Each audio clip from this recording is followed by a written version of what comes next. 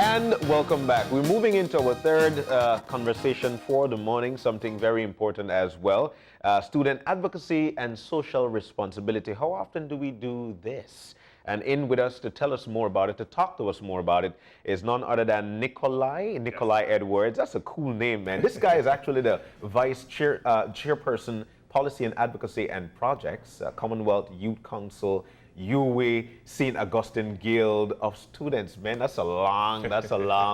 That's a long one. Sure. But Nikolai, it's so nice to have you in, my brother. Welcome and good morning. Thank you very much for having me. And good morning to all the viewers locked on right now, yes. Definitely.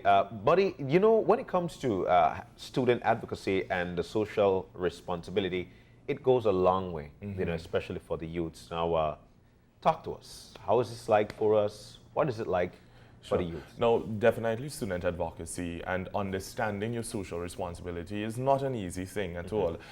There are a lot of persons that we see on the forefront in different positions, advocating, fighting for rights and justice in many cases. But it is indeed a task to get to that point. And a lot of the times we feel as though the average young person may not have the capacity or may be disinterested in advocacy and things like that, fighting for something other than themselves. But we're seeing this every single day in different arenas. So a lot of the times persons criticize young people now because they say they're always just on social media, posting pictures, this, that, and the other. But if you really scan through some persons' profiles, you will see that they actually are aware of the issues taking place and they're writing a note. They may not just be that person who goes out there and fights on the street or in front of these buildings and stuff, but they're doing their part in some way, form, or fashion. Now, Nikola, I'm so happy to have this conversation, and I know we're actually getting you after the fact. You went to the University of Belize to talk with some of the students there, talking about exactly this issue. What was that conversation like?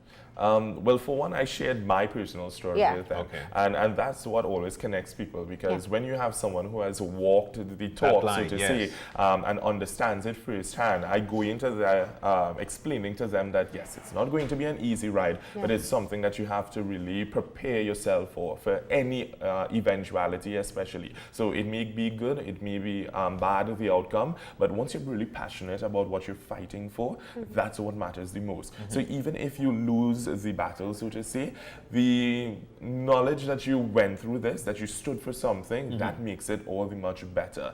The students received the lecture well, and I was very grateful to be invited by the University of Belize. There's nothing like peer-to-peer education, and we've had conversations with some of the students, and I want to ask, what was your impression in terms of their willingness in being able to be involved as advocates in a country? Sure. Now, I've heard, well, I met some of these students, a part of the student government, and then after the lecture, a lot of persons came up to me one-on-one and was asking me, how do I go about starting an initiative in this regard? How can I become more active? How can I get involved? And I was simply there to impart my knowledge on them. So there are persons, and especially coming to even the World Youth Conference, which that's where we met. I'm seeing just so many vibrant young Belizeans who are coming to the fore and saying that they are here to answer that call, to give a voice to the voiceless, to participate, to care about things that affect not just them, but others around them. So young people are coming forward. Sometimes they need a bit of hand-holding, but for the most part, they are able and ready to do what they need to do to make this world a better place. And what has been your experience? What made you an advocate, and especially stepping out of the comfort zone of, you know, I know what I have, I'm secure in what I have, if that was the case, to fighting for something beyond just yourself? What gave you that push? No, I've always had, I guess, good people around me, one, and that is very important. But in 2015, there was an incident that forever changed my life. There was a jailbreak in the city of Port of Spain. Well, I'm from Trinidad and Tobago, in case persons haven't realized. So while there was a jailbreak. 3 prisoners escaped. 1 police officer was shot and killed. A prisoner was shot and killed. And then 2 days later, they found the bullet-riddled body of another one. That was my father. father. Wow. And he was in remand. And for those who don't understand what remand means, it means that you have been arrested and you're waiting for your court date. Yeah. And he was in remand for 6 years. And that just speaks to the criminal justice system that we have in the Caribbean, and you'll find it in many parts of the world, where persons seem to never have their day in court. So he was never able to answer whether he was innocent or guilty for the charges that was brought against him. And in that moment, it really shook me, because I felt as though, what would be my next move? I was working in a very high-profile job. Persons were seeing me because I used to read You were a news. news anchor. Yes. You can say that. And things of that nature. So, I mean, now I was fearful that I would have been walking around and persons were pointing and saying, well, that's the son of a criminal, X, Y, and Z. Yeah. But I felt in that moment that I had an opportunity to either walk two roads. One, that road of just a full public dejection, or two, I could actually make something positive out of this. And I decided to start fighting for the reformation of the criminal justice system, and for young people in particular, because young people are those who are afflicted by the system more than anything. So it was from that point that I really started to revamp my any kind of advocacy efforts that I ever thought about, and started to push very strongly to make Trinidad and Tobago and the world a better place. Nikola, you actually hit a nail on the head when it comes to a lot of young people who are actually growing up right now in this country. But going back to advocacy, do you think that with the times and how things are right now, young people are off in how they advocate, or because of how older people grew up and what they know, they're off? Who's off here? Right. So the latter is what I think it is, because there has been somewhat of a template for advocacy. So you would expect to see persons flocking to the streets and holding up signs and whatnot. But with the times changing, you're seeing different ways of advocating the same way. So very creative. When we think about the Black Lives Matter movement and how that is being done, you're seeing persons who are in conflict going up on Facebook Live, and you're seeing it live and direct. So there are different ways to go about it. Now, when you think about the Freedom of Information Act that each country should have in their legislation, young people can actually use that to get information from the state that seems to be withheld for whatever reason. So there are different ways. Some prefer to write in, some prefer to go up on live on Facebook, some prefer to take to the streets. But what we must not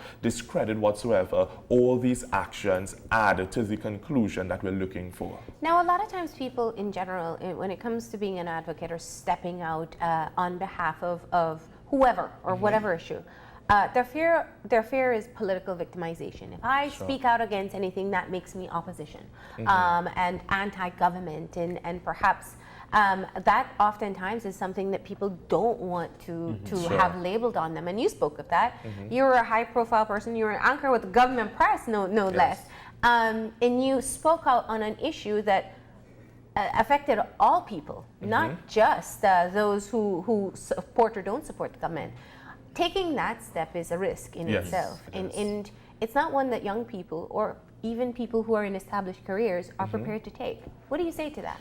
Now, it is a risk, but you have to weigh the pros and cons. I had already set out on a path where I was educating myself, where I was starting to try to become independent, so having jobs on the side and doing things, so that if anything were to happen, that I would still be stable in my stuff.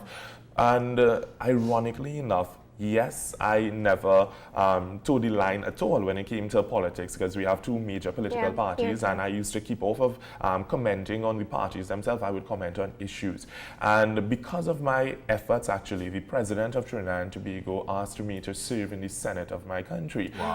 So I was appointed a senator in January of this year, the youngest independent senator in Trinidad and Tobago's history. And well, as it stands, there is a government senators, opposition senators, and independent senators. So you're not aligned to a party whatsoever. And I would go into parliament every time that I have to contribute, and I would knock those who needed to be knocked in a way that was constructive, and at the same time getting the point over and being a voice with voiceless. So there are merits to your advocacy. You never know where it will land you. You can be in parliament, you can be in a high-profile job, in a position that really allows you the freedom and flexibility to take care of others. So, yeah. And from your perspective, how important is it to build numbers? You know, we see small protests sometimes, whether it's equality or high gas prices, you know. We've had some of the students before speak out against tuition increases or fee increases. but they don't get the numbers, and oftentimes that makes people dismiss it so easily. How important is that? How do you make the best of that? It is important, but you have to take the first step. In 2015, there was an issue on the St. Augustine campus, UE, where lecturers were withholding our grades because they wanted the university to pay their back pay and whatnot. Oh. So we were caught in the crossfire, so to say, and then I remember the head of the West Indies group of university teachers coming to the Guild of Students and asking us to support them. And I was like, how crazy are you? You are withholding our grades and then asking us to support you? Yeah. So I was like, no, you need to make a move on your end and then we can support. And I protested and on campus, and 7 students followed me on campus that day. I was with a bullhorn, walked around the campus, and 7 students followed me. That made news, and there was a lot of attention being placed on the campus. And the very next day, the entire campus was shut down because all the halls of residence, their students came out, and it really sparked something. So it was a matter of taking the first step. Yeah. While on that first day I was not able to garner the kind of support that I needed, they came out the very next day, and in short stead we were able to get back our So grades. persistence beyond the small numbers. Exactly. You were from the talk that you had with the young people of Belize, we know for a fact that people did listen because we're youth alike. One of the things that I'd like for you to share with Belizean youth is what is a youth social responsibility? Okay, so especially coming from education, we understand that we go to school, many times persons look toward their education as just simply a gateway to a job. I worked before I went to university. During university I work, and then after I've graduated I'm still working. So for me a degree was never about just a job. I used my undergrad communication studies degree to help me enhance my communication skills. Now I'm pursuing mediation studies. And it helps me with conflict resolution. So it's about applying what you've learned into real life scenarios. So if you're going to school, your responsibility to society, because had it not been for society you would not be there, is to really put what you've learned into the public domain. Find a way to contribute, to give back. Even if you're not thinking that the man on the corner is the one who sent me to school, he somehow had a part to play by whether it be voting, paying taxes, allowing opportunities for other young people to get access to education. And that's how we need to see it. So don't waste the opportunity of a good university education. Not everyone has that opportunity. So as much as you have it, find ways and means to apply these things. Not everyone can be an entrepreneur, but everyone can put a voice to an issue and take that empirical evidence that they've gotten through their education and apply that to the facts and the statistics and whatnot. And trust me, the university, the student population would recognize this and support and hold that in high esteem. It's almost a part of developing a sense of worth as well as a young person within society, that you do have a voice, that you can use it, and that being a part of a tertiary level institution like UB or when you were at UE is something that not all young people in the country will be able to benefit from. How do you translate that message? How do you remind people that if you're sitting in an associate level class, a bachelor's level class, you're in a privileged position already and you have to do something about it? It's really hard a lot of the times because while you're in university, you'll be complaining about tuition increases and all these different things. And this tends to cloud the fact that, hey, at least I'm still here. Or even when you've graduated and you realize that there aren't enough jobs to match the number of persons graduating. So all of these are real issues that young people are faced with and legitimate issues for their attention. But at the same time, they have to recognize that, okay, yes, my parents may not have been able to go to university before, so I may be a first generation university attendee and things like that. And also it is the responsibility of the lecturers and the leadership of whatever university to ensure that students recognize the importance of their education. Now, if you look at, let's say even President Barack Obama from the US, right? And how he was able to spend his time studying law. He was able to be the president of his student government there and went on to do amazing things. It's because of the experiences that you get in the university system that allows you to go out into society and fight just as hard as you fought within the walls. So if there are clubs and societies, groupings, join them. Yeah. Join them and support your student governments there, because they are volunteering. They're not getting paid for that whatsoever. And a lot of times it clouds their schooling and stuff, but they did it because they wanted to be selfless and assist those around them. There are a lot of young people right now, Nikolai, who are saying right now, you know what, I didn't get the opportunity to go to university, or as a matter of fact, to school. And so I'm listening to you, but there's nothing that I can do because this is all educational. That's the only thing. So the only thing I can do is actually hang out on the block and probably do what I do best, which would probably be to steal or to do something negative. What, from your standpoint or your point of view, would be something positive that that individual can do within their community to change his life around? Sure. Now, first of all, there are many influential persons who have passed through this world who never attended university, who may have started and then dropped off, right? When we think about the Mark Zuckerbergs and Steve Jobs and persons like them who went on to still be innovators and create magnificent things. Now we're talking here the Mark Zuckerberg, Facebook, Steve Jobs, Apple. Yes. So just for folks to know. Yes. And they decided that, you know what, I have a talent. So it's incumbent on the individual to figure out what your talent is. What do you think you can offer this world? What do you think you can offer to your community? And you may not have to be able to offer accounting skills or be the best teacher or lecturer, but it may be that you are a good communicator because you can resolve conflict. So having that difficult conversation comes easy to you. So you start by those small things. You may be able to cook well because your parents taught you. So you can turn that into a business, and then, who knows, start feeding the homeless or persons on the block who may not have an opportunity to have a hot meal every day. So there are ways to turn your talents. You have to first understand what your talent is and turn that into something that is tangible and that impacts on the lives of others around you. Excellent. All right. And of course, you were only here this week for the youth conference. It Yes. closed off last night. Yes, and I actually won the award for the best participant at the World Youth Conference, Why which was this shocking. doesn't surprise me. I It was don't know why shocking you're to me. shocked by that. I'm not shocked at all. But it is so wonderful to hear from you and from some of the other young people who are here at the conference just about how you have recognized your power as a young person, how important your role is in the dialogue as to what takes place within your country and the rest of the Caribbean and world. And we appreciate that you came here to spread that message as well. Thank you very much. Thank you so much, Nikolai. We'll look out for you. I'm sure we'll see more. All right, we're gonna go ahead and take a break. And when we come back, it'll be for a cultural dance. So stay tuned.